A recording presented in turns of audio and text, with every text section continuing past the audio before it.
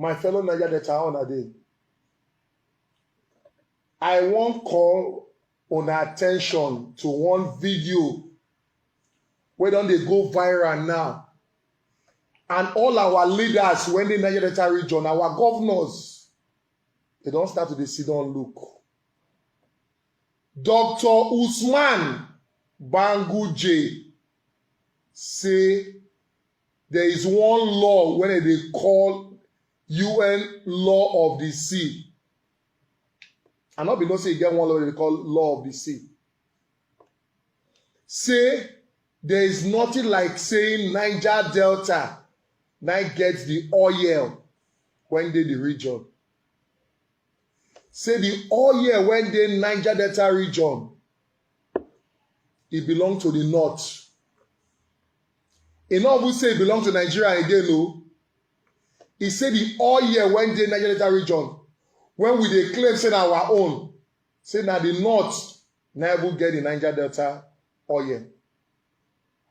Since that man started to talk that thing from one media house to another, in the whole conferences, none of the governors from the Niger Delta region don't come outside, come attack that video, or even call me to say no. Let's try and stop that movement when they don't initiate. Even on this side they lie, we will watch the video. If you have a small landmass, you get a small cut of the sea. And the landmass of this country, we know, that gives us that long 200 miles or nautical miles or more into the ocean, is because of that 72% of the landmass of this country, which is the north. So what they claim is the offshore oil is actually the oil of the north. Una see how? Do you see what they talk? And our governors, in fact, the one they pay the pass, now the deputy senate president Obioma Gege still sit down for there, nothing to shake up. Shebi una see say Zamfara state government, they carry their gold when they mine recently, go sell give CBN for 5 billion, and CBN pay them the money.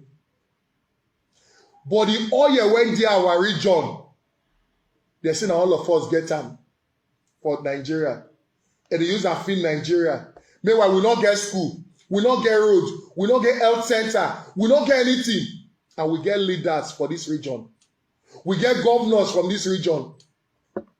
I'm not getting personal thing with anybody, but if they pay me say things they happen for our generation, and nobody feel represent us or we talk about these issues, I dey play my part, and I expect sons and daughters of Niger Delta region to wake up. But we need to sit down look again.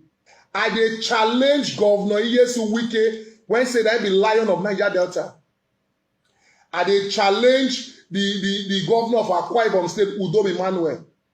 I dey challenge the governor of Delta State, Dr. Ifeanyi Okowa. I dey challenge the governor of Cross River State, that they call am digital. Now the time to digital your thing be this. Ben Ayade. I dey challenge the governor of Imo State, the Supreme Court governor, Popu Zodima. I dey challenge Pazu Okeze Pazu Imo Abia State. I dey challenge the governor of Edo State, Obaseki. And I dey challenge the governor of Ondo State, Akeredolu. May we not sit down and look again. Now the best time for us to come together, meet as leaders, and they challenge senators from the different 9 states of the region to wake up. Make una wake up, and we will not sit down and look again. We will do something so that we will have a better Niger Delta after una. I go see una after now. I go see una. Nigeria started very well by constituting PTF, that the Presidential Task Force. And this would have followed emergency plans, preparedness and response. That in my opinion, was not effectively done. However, we tried to contain the pandemic in Nigeria as a national response. Fortunately, God is on our side, that what greeted Europe and America has not affected Nigeria to some extent. And many African countries, we don't know why. Well, it is to be studied. Is it genetic? Is it what? Is it the fact that we have had some vaccines before that have been protective? So we do not know. But the truth of the matter is that the response is going on. So the issue is, let's contain the response. Let's contain the disease. Now, how effective is that? The problem is that even the NCDC protocols we are not following as a country. Washing our hands, using of face masks, and social distancing. So we have so many things before us. But to answer your specific question, the truth is that Nigeria is not ready. We would have been up by now from the experience we garnered during the Ebola of 2014. After that, we all went to sleep. Policy issues were not considered. Even publications. From there, we do not know where the case files of those who were affected. We did not have the experience. We did not tell the story of our success story of Ebola. Because it is then that we begin to prepare for emergencies, including vaccine production.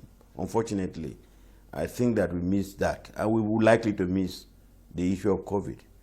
It's not enough to say, it is a great thing that Pfizer has eventually got that through. But we also know before the Pfizer was Russian vaccine. Now we should be talking of Nigerian vaccine. But the truth is that there's nothing on ground to suggest that we are ready. I was DG of NIMA for 6 years. We talked about issues of preparing for vaccines. You don't wait, and even when the Ebola came, there were some elements of search for places where this research could be done. We are seeing production, clinical trials can be done because it's clinical trials. They came to NIMA, and they didn't think NIMA was ready, and it's not true fault of ours. You see, it requires a lot of investment in terms of capacity development. You have to train people. It's not just enough. You have to train people. You have to provide the conducive environment. You have to have the equipment to be able to say you're going to do. It's not, and even the environment for the vaccine preparation for the clinical trial is such that we are not ready. What's the environment? So it is very, very painful that we have so many intelligent people that could leverage on this. But I think probably we are not carrying a good message to government, because we need to sensitize the government. The government, those in government may not know so much about it, but we know this. And we've been trying to talk. I know I'll mention Professor Tomori. He's a great man. He's done so well. So during Ebola, even before Ebola, during yellow fever, even now. He's also part of some of the committees. Yes, the committee, the advisory committee. The advisory committee should be in the PTF committee, not advisory. But all is not lost. What we need to do is to continue to advocate to government.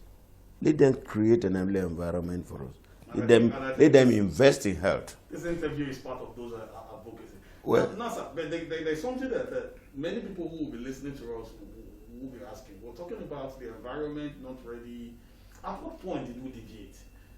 At what point did we get it? Do you know? I'll tell you. We had some vaccines in the past. Yeah, that was then. Well, that was when Nigeria was prepared. Nigeria is no longer prepared. In between 1972 to 1975, NIMA was Nigerian Institute of Medical Research, was like National Institute of Health of US. They were granting a fund for research. That's one of their mandates. In this country today, there is no institution that gives grants for health research. Even what TEFON is doing is not concentrated because it's dissipated. But we were like National Institute of Health between 1971, 72 to 76. That mandate was removed from NIMA. So as we are talking to you, there is no institution of government that gives grants for credible proposals to do research. There's none, except TEFOND. So the truth is that we felt that should come back to NIMA. I mean, look at the PTF. Who should drive the process if it is not NIMA? NIMA should be there, NIPRIT should be there, and the NCDC. But you'll be surprised. I don't know. I don't have evidence because I'm not a member of PTF. How much is voted for research in the COVID response? I don't know. I'll be surprised if there is any money allocated to this. So the truth is that research is taken to the background.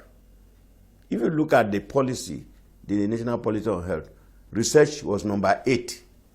Meanwhile, research should be number 1. Because research really drives development. Anywhere in the world where you see people developing, research is number 1. Now we are greeted and we are saying Pfizer is congratulating to Pfizer. Somebody invested in it. They built it, they prepared for it. The scientists were put in place. Fund was reserved. It is very expensive to carry out clinical trials. And this is where the very disturbing point is. Like you mentioned the other time, the outbreak of COVID-19 was just September 2019 here. Yeah. And this is November. Yeah. That is about a year, 2 months. Yeah. And some scientists have gone into their laboratories Yes. to come up with something because there was investment. Yes. We fought Ebola in 2014. And we were a model for the world. Yes, because I was exactly. invited to WHO about 3 or 4 international conferences to see how did Nigeria do it. Now my question is this: should Ebola come back again now? We don't have a vaccine. Let me tell you, we will just pray to God not to come because it will wipe out Nigeria. I'm not a prophet of doom, but scientifically there's nothing on ground to suggest that we can contain Ebola anymore. We used to have very effective incident management center, Lagos. Lagos, actually, we must commend Lagos. Despite the number they have, Lagos has done very well. The governor of Lagos has done very well. The commissioner of health, Professor Abayomi, had done very well. Jide Idris did very well during Ebola. So Lagos is the epicenter, is the hub. They are prepared. They are willing to invest. They follow science rather than politics. That's the problem we face with other. I'm not. You see, the federal government under Buhari has done well because he gave it political commitment, but it needs more than political commitment. He invested fund, but that is not. Nobody is talking about the fund. For instance, the issue of aviation. They said they got really 5.something billion. Somebody was saying, well, that is a paltry sum. The effect of We can't do such for research. no, it's not even enough for aviation. But if you give that for research, you'll be dancing up and down. And research is the one that drives development. I'm not talking of health research alone. Research in agriculture, research in engineering, research in health, research in pharmaceutical industry, all those things. Look, even the 100 billion the CBN said they were giving to health sector. No doctor has received that money till today. We don't know where it is. The Association of General Medical Practitioners say they are coming to me. They have complained, they've complied, many of them have complied, nothing. But until I have evidence, I cannot go to the CBN. This really pathetic. So I'm saying this because we need to reposition. We need to help the government. We need to help the president. The president will give his own political commitment, but it is left for those at you see, during the Ebola, they asked me. I was in Europe. I was in the US. They asked me. I had to make presentations. They say, "How did Nigeria do it?" I said there were 3 C's. One was the command and control of the president. That's command. The second was the coordination of the honorable minister of health then. That's Nyembuchi Chukwu. And the third C is the commitment of health workers. And Nigerian health workers are very committed. They are very, very committed. Can you imagine where resident doctors had to go on strike before they paid the COVID-19 allowance, hazard allowance? Not even all received it. And not all, of course, that is true. But this is something that should be an incentive to encourage these great men and women to put in their best for Nigeria. So something we have to have. Just summit cannot even help. I don't know. I think general orientation, because the way we are going, we are just going backwards. It's like motion without movement. Doctor, thank you so much. I wish we really have more time to. Just the last one. Yes. If we were to sum it, what is the way forward? Well, the way forward is for the crack team to be put together to give more government a direction. I mean, so the suggestion for effective direction. All this noise up and down will not do anything. You need to put scientists in a room for 1 week. Let them brainstorm. It's not political. So it's not that when you speak, it carries. No. You must convince everybody that what you are saying is correct with evidence.